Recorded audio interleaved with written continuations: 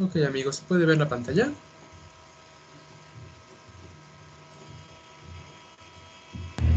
Sí, sí se puede ver. Ok, de acuerdo. Entonces, vamos a comenzar. Si llegara a cortarse o algo así, pueden interrumpirme y con todo gusto, pues ya veo qué pasa con mi equipo, porque luego tiende a falsear. Entonces, vamos a comenzar. Buenas noches, chicos. Sé que es un poquito tarde, disculpen la hora. Bueno, un horario que pues, se me asignó. Yo soy David Motamora, soy instructor del Departamento de Inmunología y pues el día de hoy vamos a ver la práctica o como tal la asesoría de autoinmunidad. Si hay alguno de ustedes que haya entrado a cualquier ponencia de tolerancia la semana pasada, pues iremos como que entrelazando un poquito de lo que checaron con algún otro instructor, o en el caso de que alguno haya entrado conmigo, pues también. Y pues si no, no pasa nada. O sea, con que vayamos yéndonos por línea recta y surja alguna pregunta o duda, pues con toda confianza pueden preguntar al final, o si es algo que pues les llega a olvidar, pueden interrumpir. ¿Sales? Entonces, vamos a ver hoy propiamente dicho el tema de autoinmunidad. La autoinmunidad, chicos, es algo que pues se va creciendo alrededor de esos últimos años. Son enfermedades que pues si bien existían hace algunas décadas o incluso hace un siglo con algún tipo de patologías, hoy en día son más frecuentes y vamos a ver pues por qué son más frecuentes, ¿no? O sea, qué es lo que hace que pues una persona tienda a desarrollar este tipo de enfermedades que hoy en día es más frecuente que hace unos años, ¿sabes? Y pues bueno, o sea, es un concepto que pues por sí mismo se pudiera explicar bien. Entonces, autoinmunidad, ¿qué es? Y como puse ahí en las imágenes que están ahí a su izquierda y también en el GIF, y que lo pueden encontrar así en algunos memes que pueden encontrar en medicina, es la pérdida de la tolerancia inmunológica contra los antígenos propios, ¿sabes? Recuerden que los antígenos propios pueden ser ya bien tolerógenos, que son antígenos que nosotros aprendemos a tolerar, que conocemos y que pues nuestros linfocitos, si bien sí los reconocen, pero recuerden, o sea, ahí se queda, los reconocen, pero no los van a atacar, porque pues no nos conviene atacar a cualquier parte de nuestro cuerpo, ¿sabes? Entonces, por alguna razón que veremos en esta plática, hubo algo que hizo que esos linfocitos, pues, perdieran esa tolerancia, reconocieron algo propio como algo extraño, y una vez que se hace, no hay vuelta atrás, ¿sabes? Es un evento en cascada que va constantemente agravándose, por eso es una respuesta destructiva progresiva, y que finalmente va a acabar pues con la vida del paciente en algunos casos, ¿no? Incluso hay algo que veremos más adelantito, con unos ejemplos que les traigo, que pues una vez que aparece una enfermedad autoinmune, tiende a desarrollar más enfermedades autoinmunes con respecto a pues la fisiopatología de la primera. Es decir, por ejemplo, las personas con artritis reumatoide tienden a desarrollar otro tipo de enfermedad autoinmune que se llama síndrome de Sjögren, ¿sales?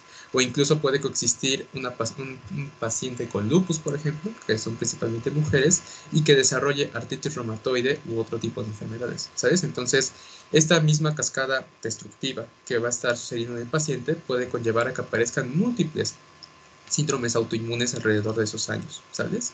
Y todo se basa en esto, en la ruptura de la tolerancia. Hubo algo a nivel de tolerancia central o de tolerancia periférica que al fin y al cabo, pues no pudieron con estos linfocitos autorreactivos, con estos, pues, linfocitos malos que salen y van a reconocer cosas propias y que al fin y al cabo no los pudieron atrapar, no los pudieron matar, que es el caso de tolerancia periférica, por ejemplo, y finalmente causaron un trastorno autoinmune, ¿sales? Y esto es básicamente yo contra yo, ¿sales? O el paciente contra el paciente. No hay algo, una bacteria, virus, parásito, hongo que esté, pues ahora sí que metido ahí y que por eso se esté dando una respuesta inmune. Es algo dentro del paciente que está causando, pues que el mismo paciente se ataque, ¿sí?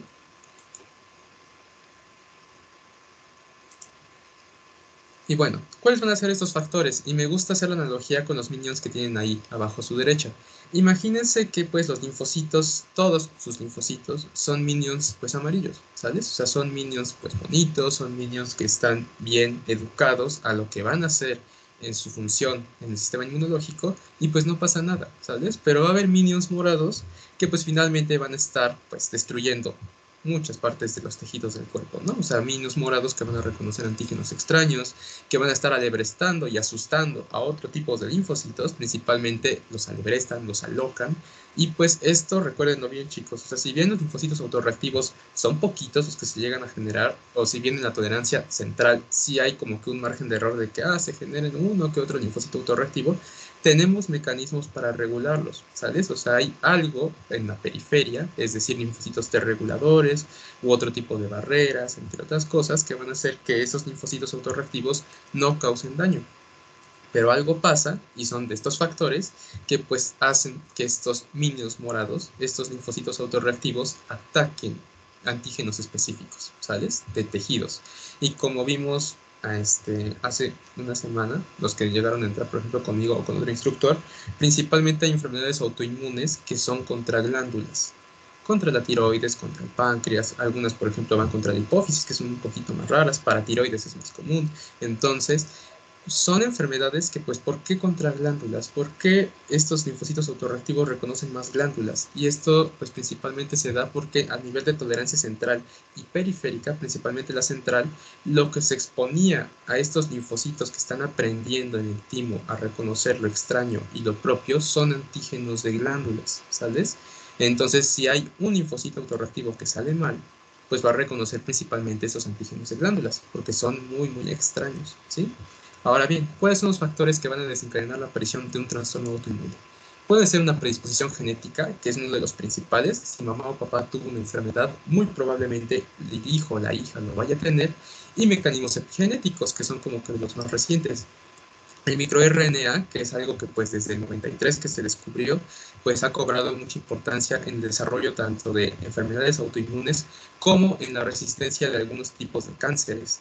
Algunas fallas o algunos trastornos en inmunidad innata y adquirida, inmunodeficiencias primarias, autoantígenos que pueda llegar a ver pues como tal en nuestro cuerpo y que sean bastante extraños y puedan desencadenar la aparición de una de estas patologías, apoptosis o defectos como tal en la apoptosis, algunas hormonas y neuropéptidos y hay muchos más, ¿sí? Nada más que pues aquí es listo principalmente esta cierta. Ahora bien, vamos a la predisposición genética, que como les digo es uno de los más importantes que puede llegar a existir. Esto se va a dar más que nada en los genes, chicos, ¿sabes? Hay un gen mutado, hay una aberración en estos genes que pues va a hacer que algunas proteínas, principalmente hablando de este sistema inmunológico, pues estén mal. Acá principalmente vamos a estar hablando de moléculas HLA, ¿sabes? Que si bien están, por ejemplo, cursando inmunología o ya la cursaron, recuerden que las moléculas HLA van a estar formando a los complejos mayores de histocompatibilidad, ¿sabes? De tipo 1, de tipo 2. Acá básicamente importan las de tipo 2, porque el MHC de tipo 2 es el que va a estar presentándose, o que el que va a estar viéndose con el PCR, ¿sabes?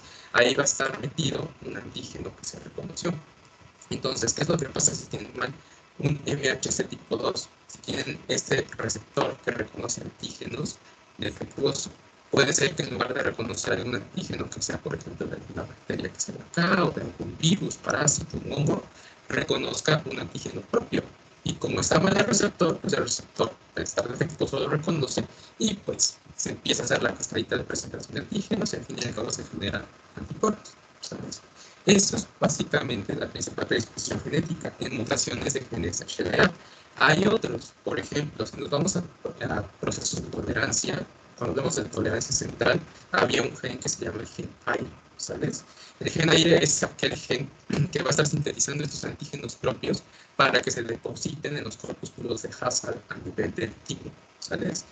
Básicamente lo que hace el gen AIRE es sintetizar antígenos propios para que se lleve a cabo la selección negativa en el timo.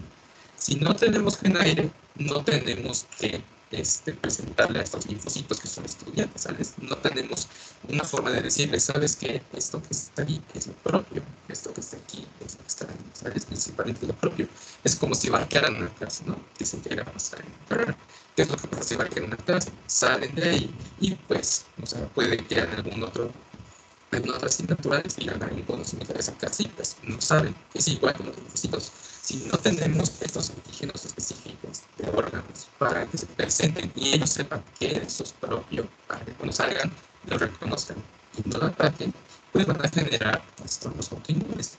Por ejemplo, la mutación del gen AIRE nos va a dar algo que se llama APS1, ¿sabes? Que es una enfermedad que hay muchísimas enfermedades autoinmunes ahí, principalmente de glándulas, ¿sabes? No me lo he mostrado aquí, ahora les pongo algunos ejemplos. Hay también cambios en, o como tal componentes entre la aspiración y la ventilación. Más que nada, acetilación, recuerden, es cuando se prende un gen o cuando se puede transcribir un gen, y la activación cuando se apaga un gen. Entonces, imagínense que se está apagando un gen específico o se está prendiendo un gen específico que causa pues desbalance del sistema inmunológico. Eso es lo único que tiene que ver activación o activación, ¿sabes? Y polimorfismo genético, o sea, todos nosotros no somos iguales. O sea, yo no soy usted, mis compañeros que están aquí en la sala, no somos iguales. Disculpe. Ajá. Sí, dime. Bueno, no sé si soy yo, pero se escucha muy mal, o sea, se escucha como que muy trabado. Entrecortado. Sí, se escucha. Sí, igual la voz, sí, el audio está muy, con mucha interferencia. Ok, déjame checar. Espera un poquito.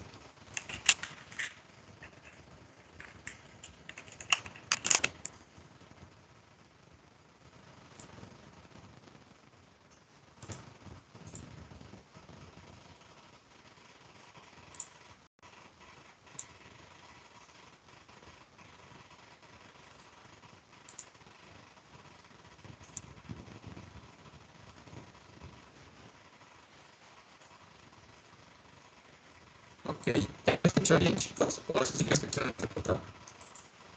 Todavía se escucha entrecortado. Ok.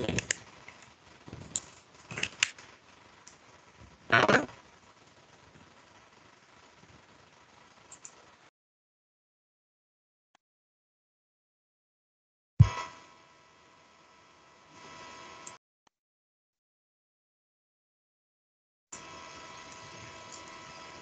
¿Se sigue escuchando mal, chicos? ¿O se escucha por lo menos...? No, ya no. Ah, ok. ¿Ya se escucha No, bien? ya se escucha mejor, sí. Ah, ok. Está bien. Muchas gracias a los que me dijeron. Está bien.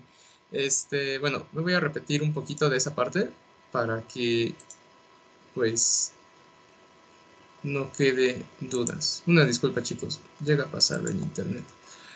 Ok. Ok, voy a repetirlo así rápido para que, pues, no nos tardemos más de tiempo. ¿Sales? Solamente la predisposición genética era en base a que tenemos ciertos tipos de genes que pueden activarse, por ejemplo, hablando de la acetilación o desactivarse en cuanto a la metilación. Genes del sistema inmunológico, más que nada. Estamos hablando de autoinmunidad. Si otro tipo de genes, pues no nos importan tanto. Hay también genes que se pueden heredar, genes defectuosos que codifiquen a proteínas de, por ejemplo, histocompatibilidad, las HLA, que conforman el complejo mayor de histocompatibilidad. Les había dicho que principalmente el tipo 2, el 1 también llega a ver, pero fundamentalmente el tipo 2. Y pues esto con respecto a, por ejemplo, lo que les estaba diciendo, que creo que no se escuchó bien. Tienen un receptor defectuoso y este receptor defectuoso puede reconocer un antígeno extraño, ¿sales? Puede reconocer este receptor defectuoso tanto algo, pues bacteriano, viral, algo así, y eso es lo que tenemos que hacer, ¿no? Eso es para lo que se creó, pero al estar defectuoso puede reconocer antígenos propios, y si reconoce antígenos propios, pues se monta la cascada desde que se presentan estos antígenos hasta que se sintetizan anticuerpos, ¿sales? Esto es básicamente la predisposición genética. Y en cuanto al polimorfismo genético, lo que les estaba diciendo al final, ustedes son diferentes, todos somos diferentes, ¿sabes? Nuestras proteínas no son iguales y este polimorfismo genético puede hacer que solamente un aminoácido mal colocado pues cause una mutación o como tal pues, ajá, imagínense que los receptores son como si fueran figuras de Lego y que este aminoácido de estar colocado mal pues hace que bien pierda su función el receptor, la acentúe o también puede hacer que el receptor pues se vuelva algo pues raro, ¿no? O sea, se vuelva algo que nos cause un trastorno autoinmune. Eso es básicamente la predisposición genética, solamente en cuanto a eso. Y pues bueno, el microRNA, esto es una molécula que, como les dije, se descubrió a principios del 93 y tiene funciones bastante curiosonas, ¿sabes? En cuanto a lo que vendría siendo autoinmunidad, tiene la función de pues estar suprimiendo la transcripción de alguna proteína, regulación de la epigenética, o sea, estos microRNAs regulan a los genes, ¿sabes? Entonces ahora imagínense si tienen mal el microRNA, pues es más susceptible a desarrollar alguna mutación. También participan en la regulación de algunos procesos biológicos, metabolismo y también esta última función en cuanto a la renovación y pluripotencialidad de células troncales, más que nada tiene que ver en cuanto a, por ejemplo, cuando una célula troncal o cuando una célula se vuelve mala, ¿sale? Se vuelve neoplásica. Estos microRNAs cuando una célula se vuelve neoplásica protegen a esta misma célula, ¿sabes? Entonces, si ustedes le meten quimioterapia o cosas así, el microRNA es como si formara una especie de escudo en la célula y no la pueden destruir. Es por eso que son tanto buenos en algunos casos como malos, ¿sí? Ahí está básicamente la síntesis de este microRNA, más que nada.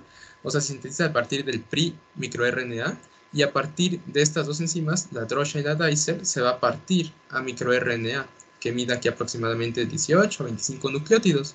Y pues como les dije, básicamente es regulación, va a regular la expresión de cierto tipo de genes. Sin embargo, va a haber ciertos tipos de microRNAs que si están mutados pueden conllevar a la aparición de un trastorno autoinmune, principalmente este de acá. El microRNA 136A se relaciona mucho con lupus, con Sjögren, con artritis reumatoide. Entonces, la mutación de uno de estos puede conllevar a la aparición de algún trastorno autoinmune. Entonces, aquí es como que muy relacionado con los genes. Si el microRNA está mal, tengan por seguro que los genes se van a empezar pues a desajustar, van a tender a mutar. Y si el microRNA está bien, pero un gen ya de por sí tiene pues la herencia de que puede mutar, entonces aquí pues se relacionan bastantito, ¿no? En cuanto a la inmunidad, como les mencioné ya arribita, hablando de la inmunidad tenemos componentes innatos y componentes adquiridos, ¿sales? Innatos en cuanto a cómo puede reaccionar nuestro sistema inmunológico innato, principalmente macrófagos, el sistema de complemento, neutrófilos, contra alguna infección o propiamente pues estando en reposo, ¿sales? Hay cierto tipo de infecciones bacterianas, principalmente a nivel de tracto gastrointestinal, que pueden ocasionar que nuestro cuerpo se desregule, ¿sales? Como por ejemplo, nosotros tenemos bacterias en todos lados, tenemos bacterias en el intestino, en la boca, en la piel, en muchas otras partes, ¿sabes? Entonces, si estas bacterias están ahí no pasa nada, ¿sí? Nos están haciendo un bien hasta cierto punto, como las gastrointestinales, sintetizan vitaminas, impiden que otras bacterias como Salmonella pues se metan y empiecen a hacer todo un relajo ahí dentro. Pero, ¿qué pasa con algunas personas que, por ejemplo, tienen bacterias patógenas en su cuerpo y no tienen ningún síntoma? Son los llamados asintomáticos, así como el COVID, pero con algunos tipos de bacterias. Van a empezar a causar mini procesos inflamatorios que al fin y al cabo rompen esta barrera de tolerancia, rompen la balanza entre lo proinflamatorio y lo antiinflamatorio y pues empieza a generar un trastorno inmunológico, ¿sí? Por ejemplo, niveles altos de interferón gamma, que se relacionan mucho con esta célula de acá, que es la célula dendrítica plasmocitoide, es la célula que más produce interferón gamma en todo nuestro sistema inmunológico, pues va a conllevar a que nuestros macrófagos se vuelvan más agresivos. Y también, o sea, si hay mucho interferón gamma, muchos macrófagos se van a volver agresivos, ¿sales? Y estos macrófagos van a liberar cosas preinflamatorias. Y al liberar cosas preinflamatorias, pues van a estar acentuando este proceso proinflamatorio que se va a hacer crónico y que con el paso del tiempo, pues va a empezar a destruir más y más tejido y puede aparecer aquí un trastorno autoinmune. También la activación del complemento. Puede que el complemento se esté activando constantemente y pues esté destruyendo tanto bacterias, por ejemplo, o células. Y estas células lo iremos ligando más adelantito con otros factores de riesgo. Al fin y al cabo, si ustedes ponchan una célula, estos detritos celulares tienen que limpiarse, ¿sí? No se pueden quedar flotando en nuestro cuerpo. Y si no se limpian bien, puede que llegue a alguna célula, reconozca algo extraño, o como tal, por ejemplo, la cromatina, las membranas, por ejemplo, alguno que otro organelo como retículo endoplásmico y se presente como algo extraño, ¿sabes? Entonces, por aquí se está destruyendo una célula, por aquí se tiene que limpiar. Y pues bueno, los neutrófilos, hay una enfermedad que les traigo de ejemplo acá, que es la enfermedad de Behçet, que tiene que ver más que nada con estos neutrófilos. Lo veremos más adelantito para no meternos aquí más que nada, qué es lo que pasa con estos neutrófilos. Y pues bueno, en cuanto a la inmunidad adquirida, aquí más que nada es baja de estos policías que hacen que estos linfocitos autorreactivos se mueran o que no causen daño. Es decir, los linfocitos C reguladores están bajos y si tenemos bajos estos linfocitos, pues cualquier linfocito autorreactivo puede pasar y no puede pues, ser desactivado, ¿sí? Va a seguir ejerciendo su función destructiva y no va a haber nadie que lo frene. Y también tenemos a los TH17. Los TH17 son un subtipo bastante curioso. Cuando se descubrieron los perfiles T cooperadores, el TH1, el TH2, el T regulador, el T folicular, se descubrió el TH17. Y el TH17 es un linfocito que aquí se pueden guiar, sintetiza más que nada interleucina 17. es el linfocito más proinflamatorio que se tiene en el cuerpo. Más que nada, no porque no produzca, por ejemplo, cierto tipo de citocinas como sus otros hermanos. Más que nada por todas las acciones que van a hacer, ¿sales? Tan solo la interleucina 17 tiene efectos tóxicos por sí misma o citotóxicos en algunas células. Por ejemplo, la interleucina 17 puede destruir cartílago o condrocitos solamente con tocarlos. Y también puede reclutar muchas células y puede perpetuar un proceso proinflamatorio mucho mejor a como lo hace, por ejemplo, un TH1. Entonces, el TH17 no es malo, pero si aparece y es autorreactivo, pues por sí mismo va a perpetuar una respuesta proinflamatoria hasta que se desactive o lo desactive alguien, ¿sabes? Que es principalmente cuando es diana de tratamientos, pues con algunos anticuerpos monoclonales, ¿sabes? Ahora, inmunodeficiencias primarias. Hay inmunodeficiencias primarias y secundarias. Primarias es las que se traen innatas, ¿sabes? Alguna mutación en el cuerpo de la persona o en los genes causó que, por ejemplo, no tenga linfocitos suficientes, que no tenga algunos genes mutados, como les mencioné, del gen aire, que tenga también mutado el complemento, alguna cosa que causa que esta persona desde que nació ya esté inmunocomprometida, ¿sí? Y las inmunodeficiencias secundarias son cosas que se adquirieron con el paso del tiempo, ¿sabes? O algo que llegó y causó que esa persona pues se inmunodeprimiera. El ejemplo más claro de inmunodeficiencias secundarias es el VIH, ¿sabes? El VIH causa que los linfocitos T bajen porque este virus pues hace que se mueran, los infecta y los mata, ¿sabes? Algunos otros ejemplos de secundarias, pues es la desnutrición, la senescencia, o sea, las personas de la tercera edad, pues son viejitas y su sistema inmunológico no es el que era a como pues era años atrás, ¿sabes? Entonces, esto es lo importante de las inmunodeficiencias tanto primarias como secundarias. Hablando de las primarias, que es la que sí puede condicionar la aparición de este tipo de patologías, tenemos la linfopenia, o sea que hayan poquitos linfocitos, aumento o disminución en la depuración de células, es decir, si se destruyen de más y también si se limpian menos, como les mencionaba. No es lo mismo que se muera, por ejemplo, 2 células y que esas 2 células se limpien con facilidad a que se mueran 100, ¿sales? No hay suficientes camiones de basura, por así decirlo, para limpiar todo antes de que llegue un linfocito autorreactivo y reconozca algo extraño. También hay mutaciones en el complemento, principalmente en el DAF. El DAF es una proteína del complemento que va a estar pegada a la membrana de algunas células. Y el DAF lo que hace, chicos, es más que nada impedir que el complemento ponche la célula, ¿sales? Si no hay DAF, el complemento puede ponchar cualquier tipo de célula sin ningún problema. Entonces el DAF hace, bueno, tiene una función inhibitoria, ¿sales? Para que el complemento no esté destruyendo constantemente muchas células de nuestro cuerpo. Y también tenemos otro tipo de enfermedades que son la agama o hipoagamaglobulinemia ligada al X. Aquí no se producen prácticamente o poquitos o ningún anticuerpo, ¿sabes? Entonces, estas son enfermedades que pueden condicionar a la aparición de un trastorno autoinmune. Autoantígenos, que aquí el autoantígeno, y es como les digo, si hay alguno de mis alumnos aquí, y lo vimos en la práctica 1 de inmunología, recuerden, tolerógeno es el antígeno que nosotros tenemos y que es bueno, ¿sales? No pasa nada. El autoantígeno ya es el tolerógeno que perdió esta tolerancia y ya va a ser reconocido y ya va a ser, pues, eliminado, ¿sales? Entonces, va a haber cierto tipo de autoantígenos que van a tener relación con el mimetismo molecular, ¿sales?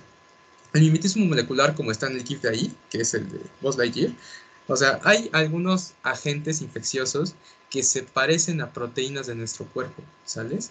Entonces imagínense que algunas proteínas de nuestro cuerpo pues pueden llegar a confundir a nuestro sistema inmunológico, es decir, como la analogía de los colores, ¿sabes?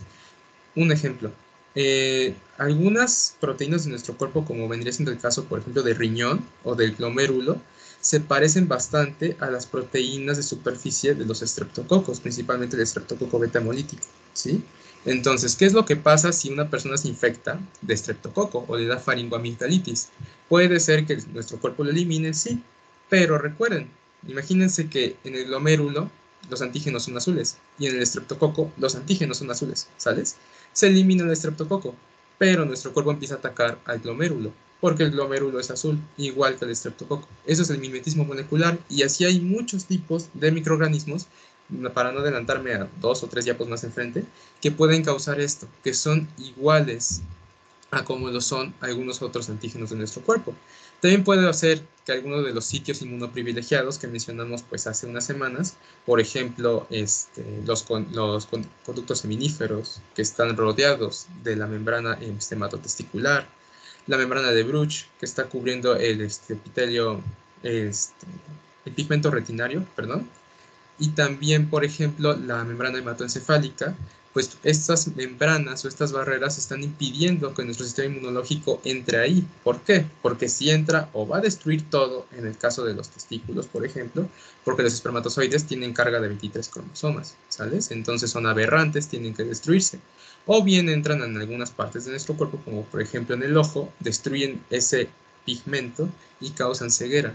Esa es otra cosa que puede pasar, ¿sabes? Se rompió esta barrera por alguna razón y pues estos sitios inmunoprivilegiados pues ya pasan a ser extraños, ¿sabes? Otro sitio inmunoprivilegiado que es entre comillas es el feto, ¿sí? No tienen por qué pasar pues células de la madre al bebé. Si pasan pueden reconocer a este pues ser como algo extraño porque no tiene los antígenos de la madre. Son dos seres aparte separados por bolsas. Si se rompen estas bolsas, pues puede causar una especie de aborto, que es una causa de aborto, pues que si bien no es tan común, pero pues de las más frecuentes de aborto espontáneo, pues sí llega a ser, ¿sabes? Superantígenos producidos por bacterias también, o sea, hay antígenos, por ejemplo, el hipopolisacárido, que va pegadito a algunas bacterias gram negativas, que puede inducir un trastorno autoinmune, y también microquimerismo fetal, que es algo muy raro, pero pues puede llegar a pasar. Aquí regresando con la madre y el feto, ya nació el bebé, y al momento de nacer puede que algunas células del cordón umbilical queden en la circulación de la mamá y en algún momento sean reconocidas como algo extraño. Como les dije, eso es algo bastante raro, pero se menciona en algunos libros, ¿sí? En cuanto a la apoptosis, aquí ya centrándome más que nada en los defectos de la apoptosis, puede ser que, como se mencionaba ya arribita, o se destruya de más o se limpie de menos, ¿sí? Entonces, si se destruye de más, muchos tipos de estas vesiculitas que se ven en la animación de acá, pues expresan antígenos propios, ¿sabes? Por ejemplo, citoplasma, núcleo, retículo endoplásmico, entre otras cosas, ¿sales? Entonces, tienen que eliminarse o tienen que barrerse, como se ve aquí en el GIF. Aquí llegan, por ejemplo, algunas células, que principalmente son monocitos, o macrófagos, y se las tragan. Esto es lo que pasa normalmente. ¿Qué es lo que pasa si una esferita de las que se ve acá, de color rojo, queda libre? Puede ser reconocida por un linfocito T autorreactivo y causar una respuesta autoinmune, ¿sales? Entonces, estas vesiculitas tienen que ser eliminadas. Si no son eliminadas, pues pueden condicionar a la aparición de este tipo de patologías. Y también hay enfermedades en las cuales si se destruyen demasiadas células, pues no es culpa tanto de nuestro sistema inmunológico. No hay suficientes camiones de basura, no hay suficientes monocitos o macrófagos.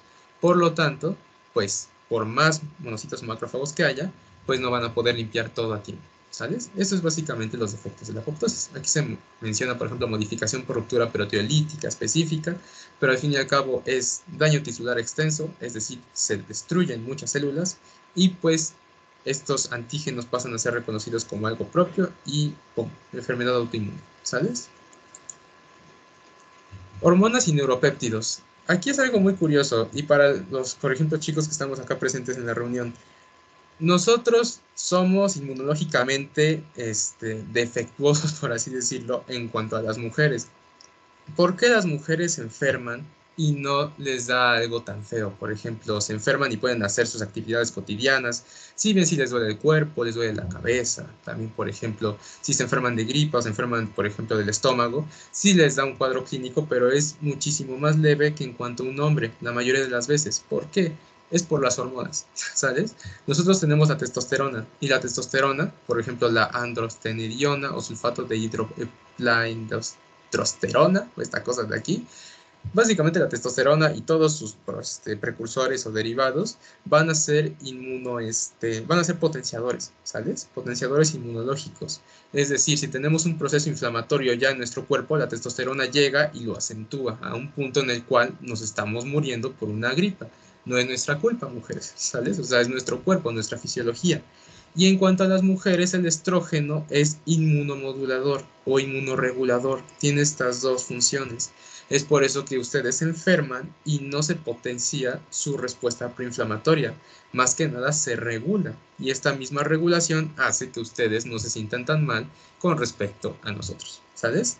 Este es el papel de las hormonas y algunos neuropéptidos.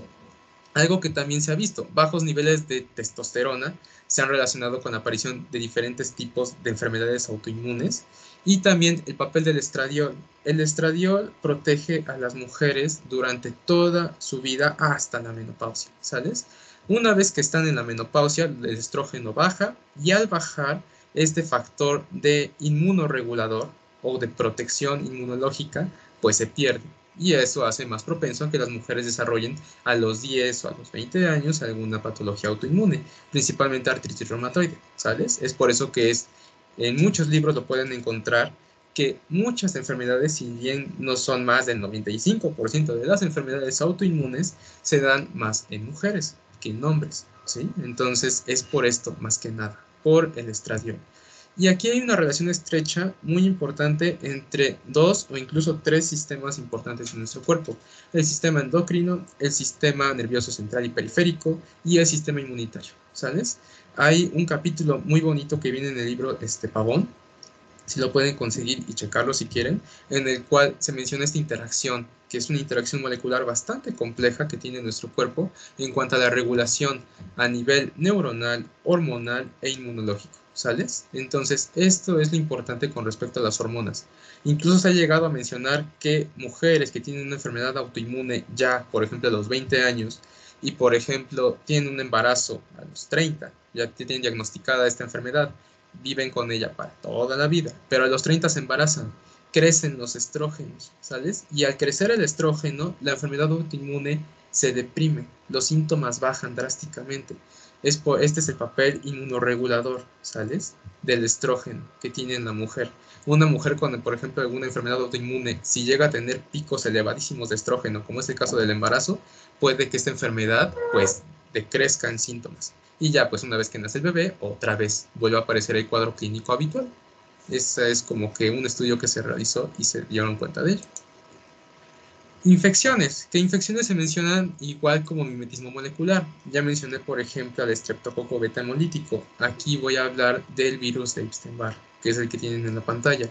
Este virus es un virus bastante curioso y bastante malo para nuestro cuerpo, ¿sabes? Si bien solamente nos va a causar mononucleosis infecciosa y pues de ahí ya no pasa, y principalmente se da en la infancia, en la adolescencia, este virus es muy parecido, chicos, y es de los agentes más parecidos que hay de proteínas a nuestro cuerpo, ¿sabes? Se parece muchísimo, por ejemplo, a algunos linfocitos, se parece muchísimo a algunos otros tipos de proteínas presentes, por ejemplo, en ganglios linfáticos, en otras partes, ¿sabes? Entonces, también estos virus tienden a ser virus que rompen esta tolerancia inmunológica y aparecen cierto tipo de enfermedades, ya bien trastornos autoinmunes o también son los llamados virus oncogénicos, ¿sí?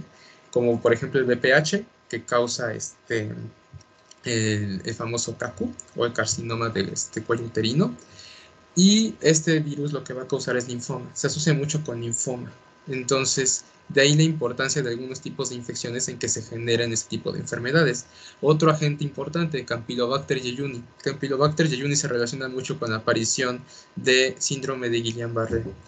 Y otro tipo de virus, por ejemplo, SARS-CoV-2, se asoció mucho con la aparición de este mismo síndrome, Guillain-Barré, y también lupus. Entonces, hay muchos tipos de enfermedades o de virus o agentes que tienden a desregular nuestro sistema inmunológico y que pueda aparecer, si bien en algunos casos, un trastorno autoinmune o en algunos específicos, como estos virus, pues cáncer de algún tipo, ¿sí?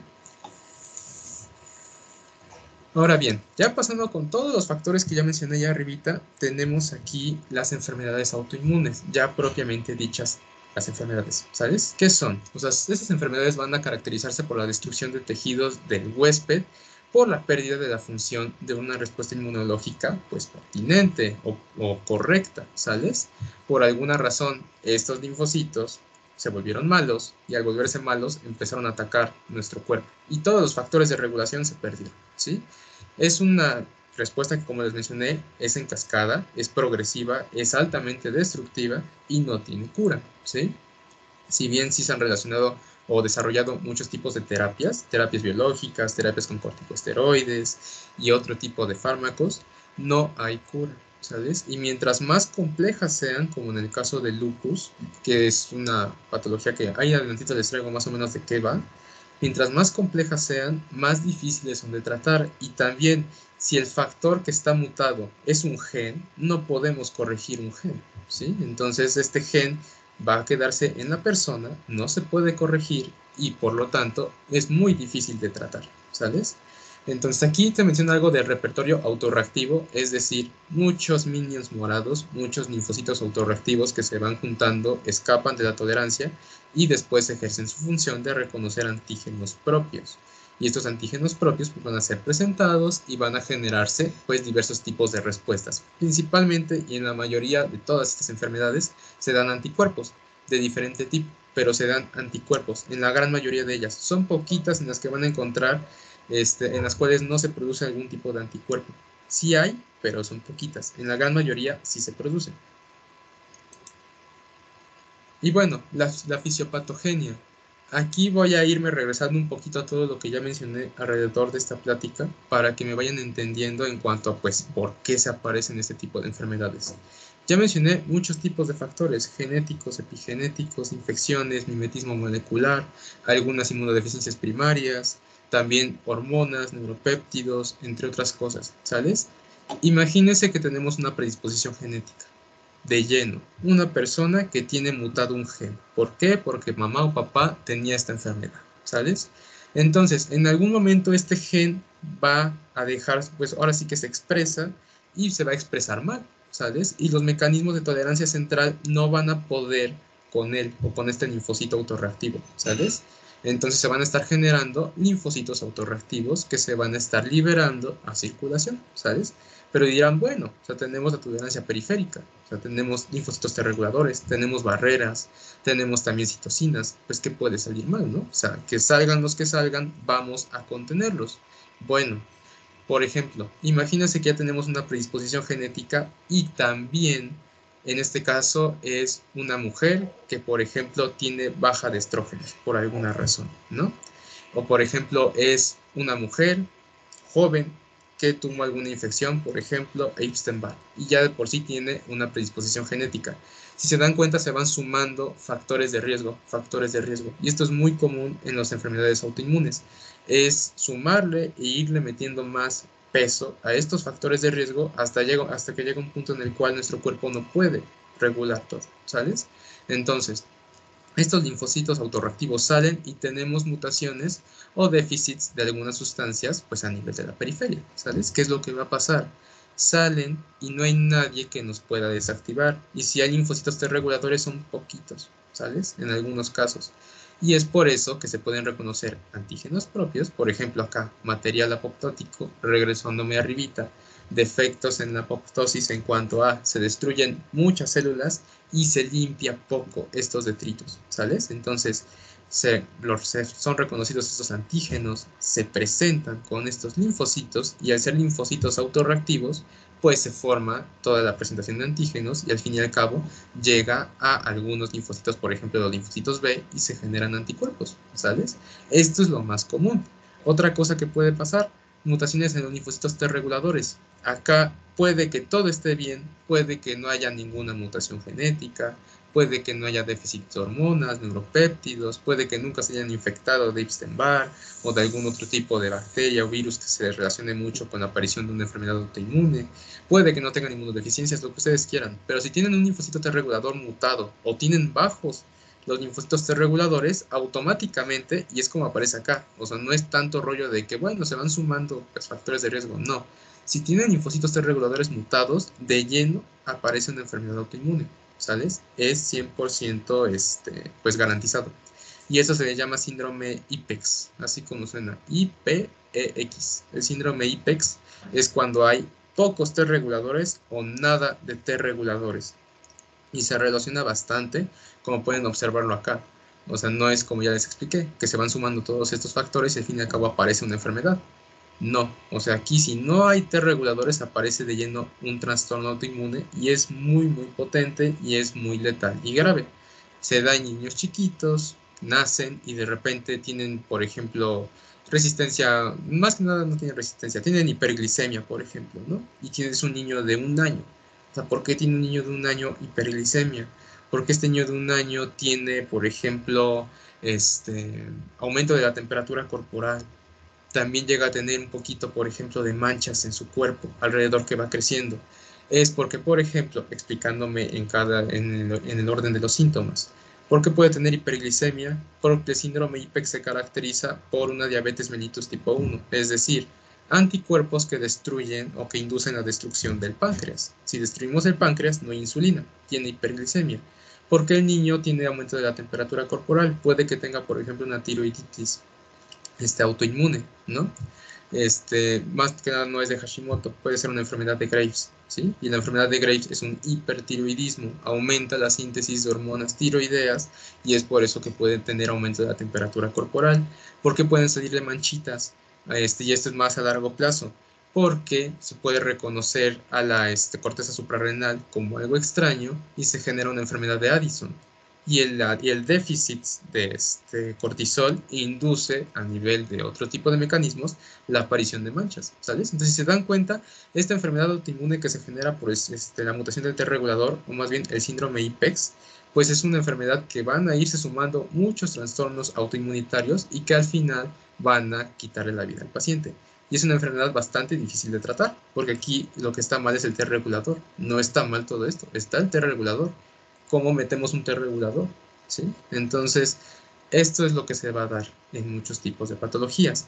Básicamente, los más importantes, y los vuelvo a recargar, predisposición genética, que haya algo en los genes, ya sea un gen heredado o que haya fallos en la metilación y en la acetilación de estos genes, que cause alguna mutación, ya sea inmediata o a largo plazo.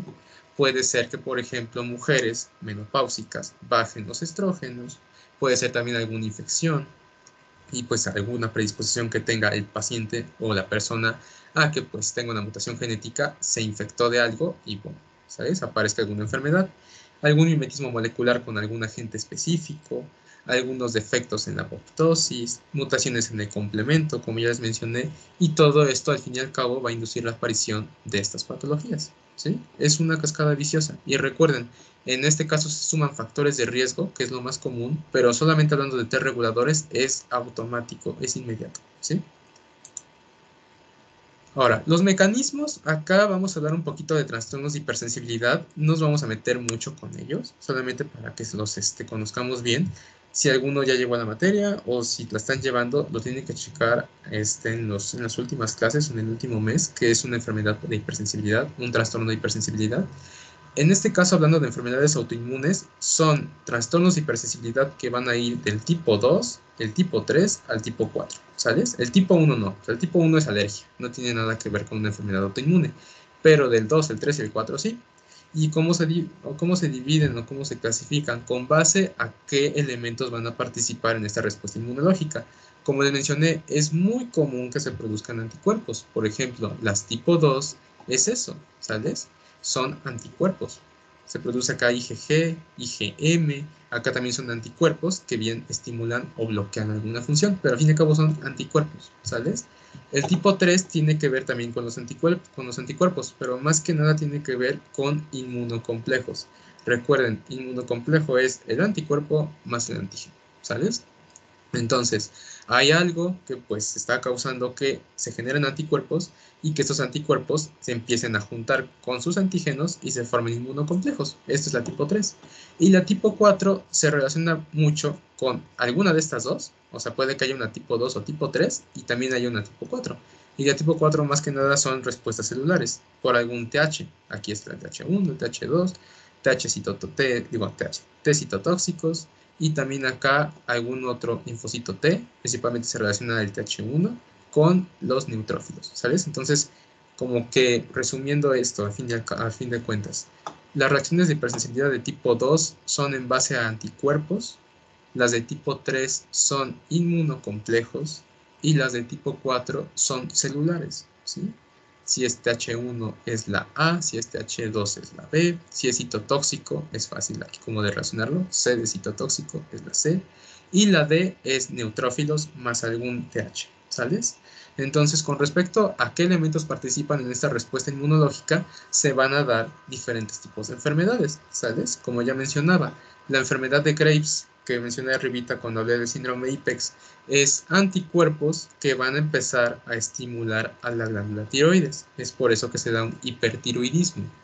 Voy a hablarles más abajito de esto de acá, para no mencionárselas. Inmunocomplejos. Principalmente, ¿dónde se depositan los inmunocomplejos? En zonas de ultrafiltrado, ¿sí? Capilares muy, muy, muy pequeñitos. ¿Dónde hay estos capilares pequeñitos? En el riñón y también en algunas partes de nuestro cuerpo, ya más que nada en los mismos capilares de la piel, de algunos órganos, y eso se le llama vasculitis, ¿sabes? En estos capilares se empiezan a acumular y estos inmunocomplejos son preinflamatorios y empiezan a inflamar los mismos vasitos chiquititos, ¿sabes? Todas las vasculitis son de tipo 3, ¿sí? Aquí, por ejemplo, de los celulares, más que nada, pues como son respuestas un poco más laboriosas, más sofisticadas, pues ya engloban a enfermedades más sofisticadas.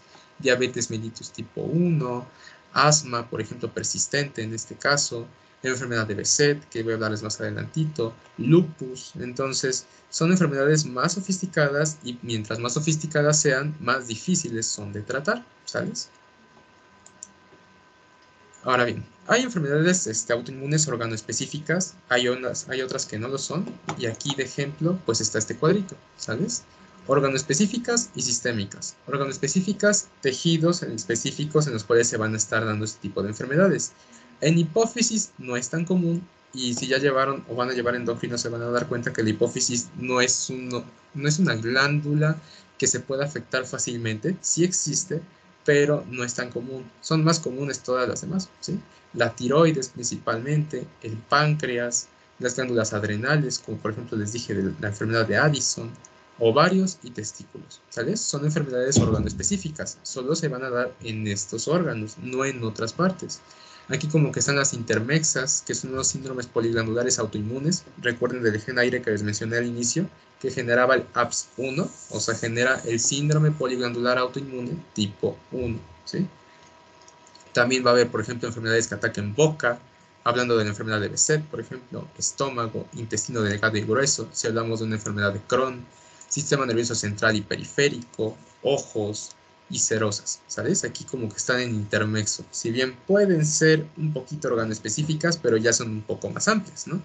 Y de las sistémicas, o sea, hay enfermedades que van a afectar piel y mucosas, por ejemplo, de la piel el vitiligo, músculos y articulaciones ya a nivel general, por ejemplo, una esclerosis amiotrófica, vías respiratorias, por ejemplo, un asma persistente, corazón y vasos sanguíneos, vasculitis, células sanguíneas, cascadas de la coagulación y riñón, por ejemplo. El riñón hablando del síndrome de Wood-Pasteur, el síndrome de Wood-Pasteur, que es el que estaba acá arribita, este de acá, se da en riñón, ¿sales? Entonces, aquí ya es un poquito más amplio, ¿no? El espectro es más sistémico, más general, más, pues, sí, o sea, más amplio en cuanto a las otras dos de acá.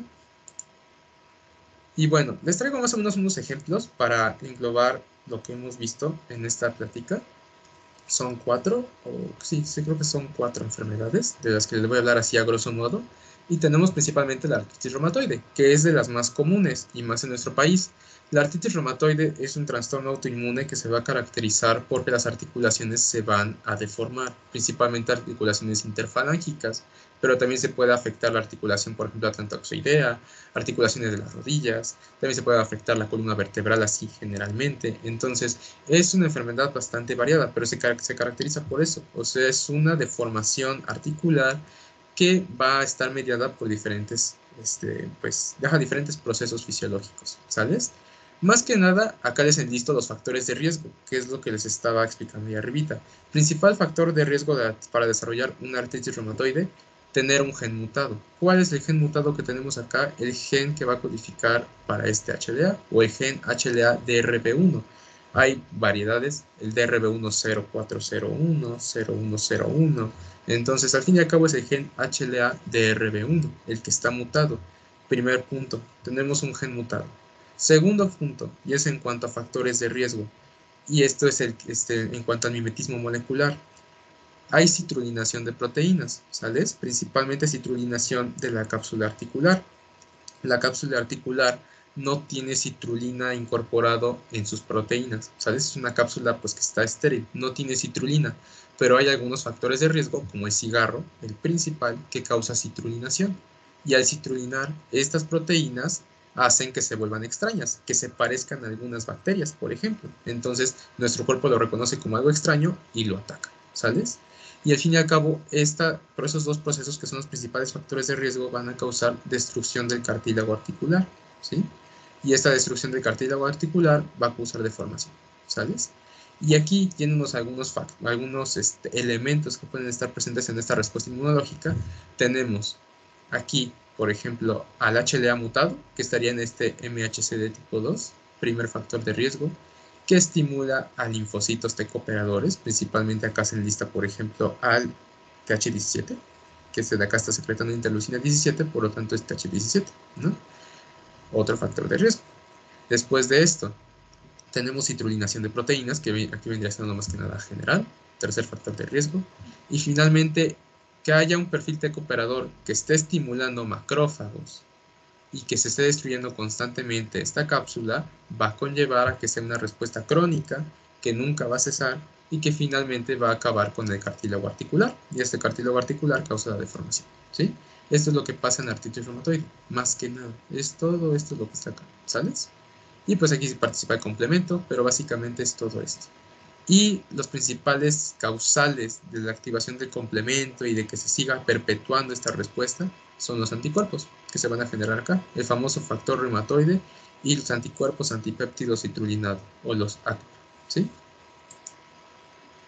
Ahora, el síndrome de Guillain-Barré, algunos de ustedes a lo mejor lo escuchó cuando estaba de moda lo de la campaña de vacunación contra el COVID, que algunas personas desarrollaban este síndrome, ya sea en los ensayos clínicos o ya sea cuando ya se aplicó alguna vacuna, por ejemplo Sinovac, AstraZeneca, ¿no?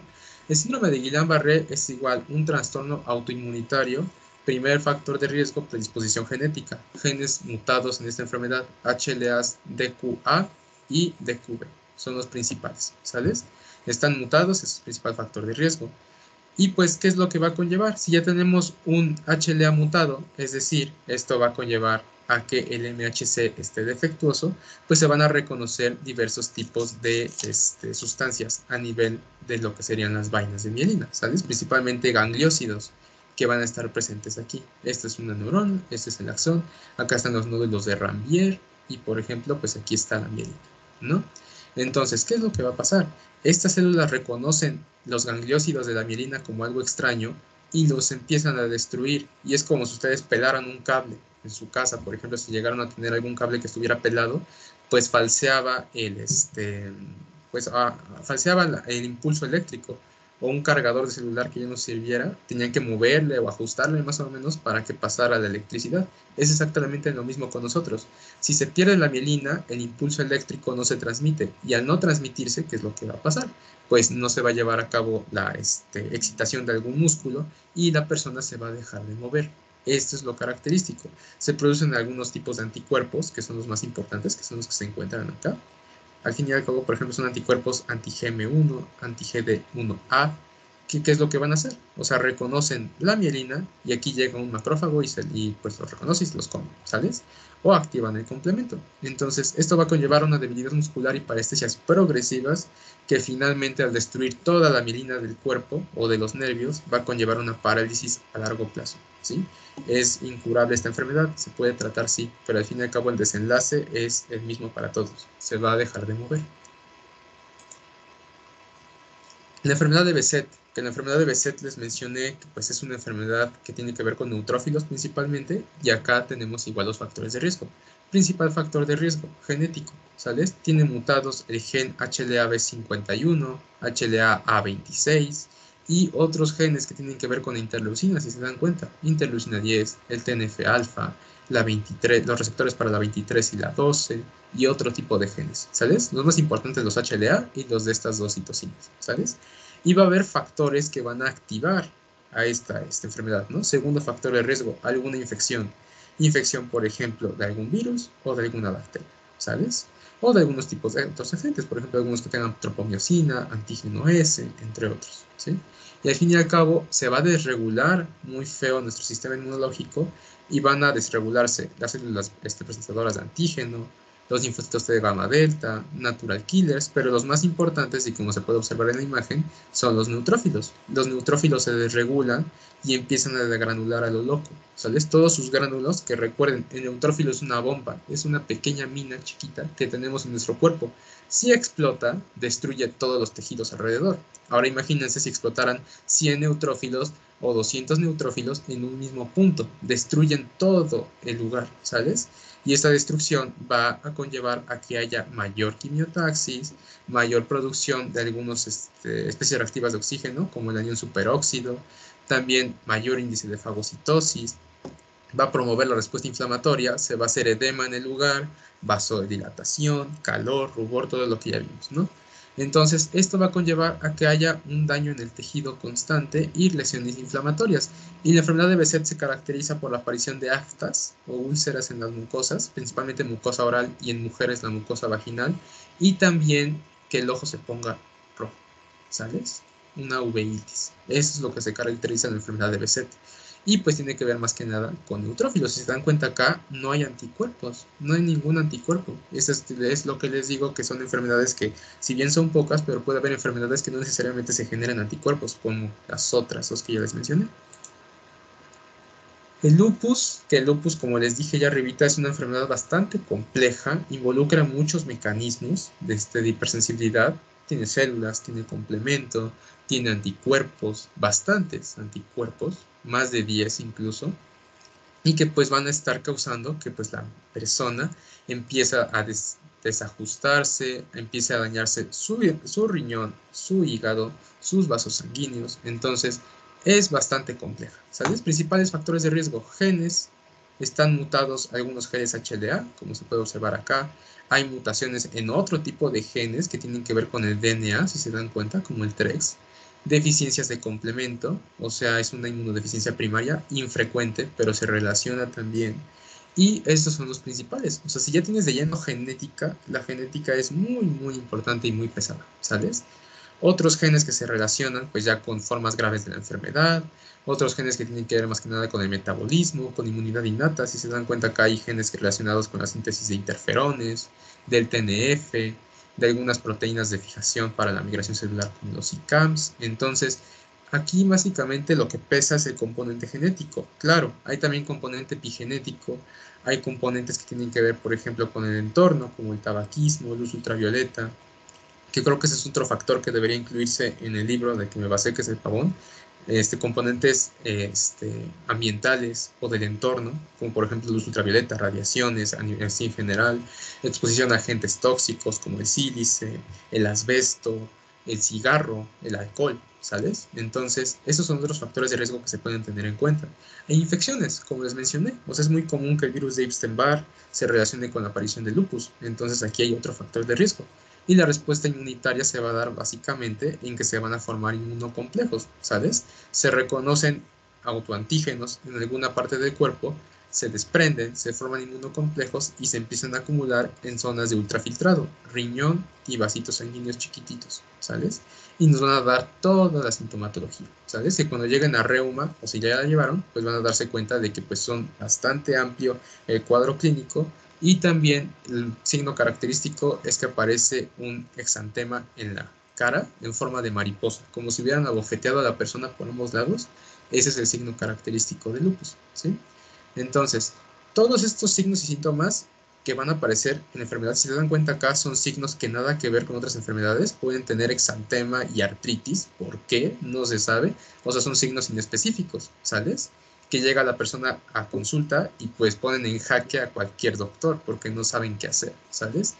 A la larga puede dar deformidad articular de las manos, porque al fin y al cabo se pueden producir anticuerpos que deforman las articulaciones, que se llama artropatía de Yacoud.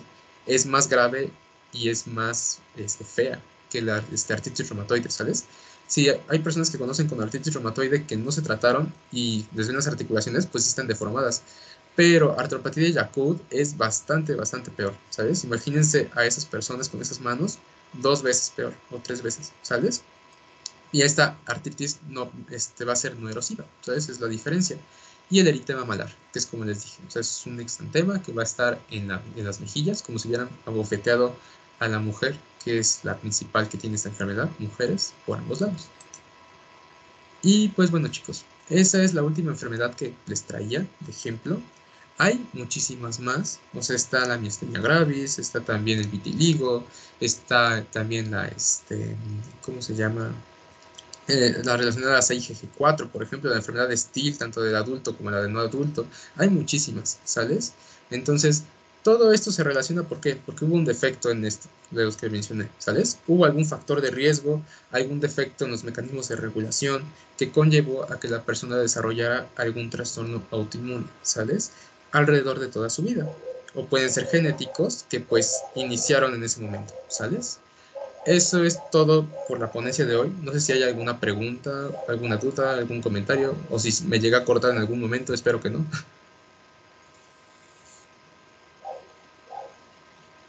Yo tengo una pregunta. Claro. En personas, bueno, mujeres principalmente, porque son las que desarrollan el síndrome de ovario poliquístico, tienen también como una tendencia a desarrollar algún tipo de estas enfermedades. El síndrome de ovario poliquístico.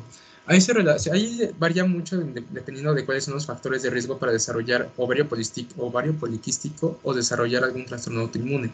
Si en ovario poliquístico hubiera algún factor de riesgo que se relacionara mucho con la aparición de alguna enfermedad autoinmune, es decir, si hubiera mutaciones en algún T regulador, si hubiera mutaciones en el complemento o en algunos otros de los que vimos anteriormente, puede ser que sí, o sea, que inicie como ovario poliquístico y que acabe como trastorno autoinmune.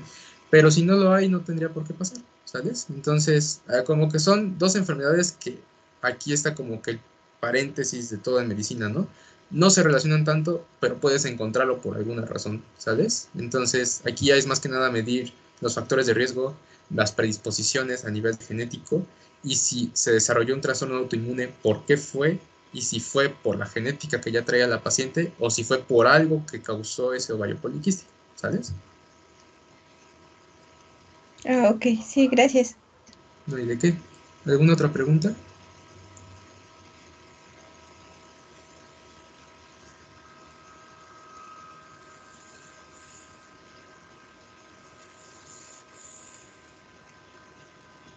¿Ninguna otra, chicos? Ok, está bien. Pues bueno, chicos, eso sería todo por el día de hoy.